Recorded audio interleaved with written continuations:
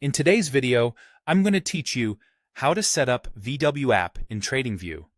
By the end, you'll have the volume-weighted average price on your chart and configured for clear, practical use. Start by opening TradingView. Once you're in, open any chart you want to analyze. This can be a stock, crypto pair, or futures contract. Any symbol is fine, and any time frame will work. With your chart visible, look toward the top menu and click Indicators. A panel will appear with a search bar at the top. Click into that search bar and type VWAP. From the results, select Volume Weighted Average Price, VWAP. As soon as you click it, the VWAP line automatically appears on your chart, typically as a single line running through price. Now let's fine-tune the settings so it works the way most day traders expect.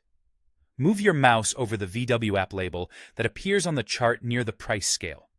When you hover over it, you'll see a small settings gear icon. Click that gear to open the Indicators settings window. In this window, open the Inputs tab, which controls how the VWAP is calculated and displayed. First, set Anchor Period to Session. Anchoring to the session means VWAP resets with each trading day, giving you the average price based on that day's volume. This is especially useful for intraday trading because it reflects the evolving balance of price and volume as the day progresses, helping you see where buyers and sellers are transacting on average during the current session. Next, set Source to HLC3. This is the default setting, and it uses the average of the high, low, and close for each bar. Using HLC3 helps smooth out noise compared to using only the close, while still staying responsive to price action. If you're not sure which source to pick, sticking with HLC3 is a reliable choice. You can also enable the upper and lower bands if you want deviation levels around VWAP. These bands are calculated as standard deviations from the VWAP line, and they can highlight areas where price is stretching away from the average. Many traders use them as potential zones of dynamic support and resistance, or as guides for risk management during fast moves.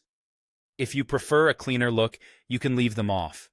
When you're set, click OK to apply your changes. That's it. VWAP is now on your chart, anchored to the session, using the HLC3 source and with optional bands if you enabled them. As you start using it, watch how price interacts with the line throughout the day. VWAP can help you gauge fair value, identify potential pullback areas, and keep trades aligned with intraday momentum.